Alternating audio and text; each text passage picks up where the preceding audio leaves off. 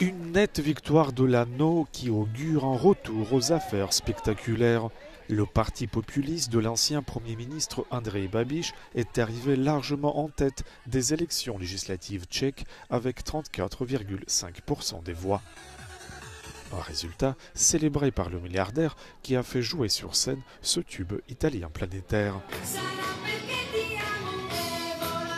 Babiš a battu la coalition pro-européenne au pouvoir, dirigée par l'actuel chef du gouvernement, Petr Fiala.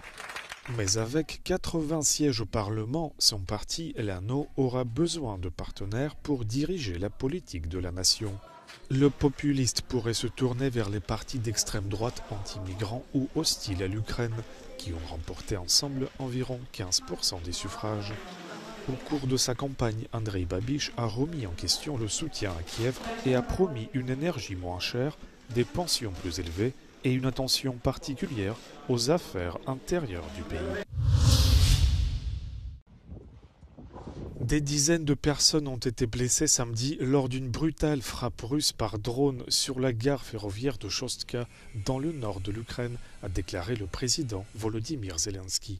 Plus tard, le parquet a indiqué que le corps sans vie d'un homme de 71 ans a été retrouvé parmi les décombres. Selon les autorités, il s'agit d'une double frappe. 2 trains de passagers avaient été touchés l'un après l'autre. Les équipes d'urgence ont transporté les blessés vers les hôpitaux. Dans le même temps, Kiev a revendiqué une nouvelle attaque aérienne contre l'une des plus grandes raffineries de pétrole de Russie, près de Saint-Pétersbourg, qui a provoqué des explosions et des incendies.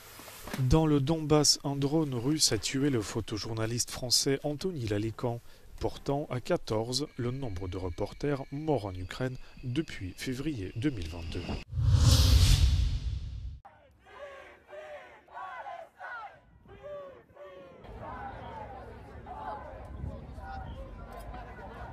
After Wednesday, Thursday and Friday, another rally is taking place here in the Italian capital.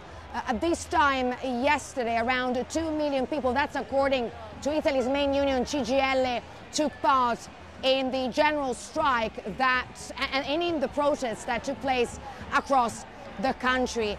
Today, the same amount of people, if not more, are expected to join the protests, partly because it's the weekend, but also because many decided not to strike on Friday. But the reasons why these people have taken to the streets haven't changed. They're here to protest against the war in Gaza, to support Palestinians in Gaza, and also the flotilla and its crew members who were arrested by Israeli forces. Italy's Prime Minister Giorgia Meloni says that these protests are mainly directed against the government, and Italy's Interior Minister Piantedosi said that he hopes that today's protest will be peaceful and that there won't be any incidents like those that happened on Friday, and that the government is closely monitoring the flotilla. Other rallies are taking place at the same time across Europe. Giorgio Orlandi for Euronews in Rome. Le trafic aérien a repris progressivement à l'aéroport de Munich, après qu'il a été suspendu à 2 reprises au cours des dernières 24 heures en raison de survols de drones suspects. Des dizaines de vols ont été déroutés ou annulés, bloquant quelques 6500 passagers, ont indiqué les autorités. Le ministre-président de Bavière, Markus Söder, a demandé des mesures immédiates pour protéger les infrastructures du pays et a évoqué la nécessité d'un dôme de fer pour l'Allemagne. Les autorités fédérales ont promis de simplifier la procédure permettant à la police de demander à l'armée la destruction des engins volants non identifiés. Ce nouveau survol de drones s'ajoute à une série d'incidents similaires en Europe ces dernières semaines, imputés à la Russie. Le Kremlin a nié toute implication.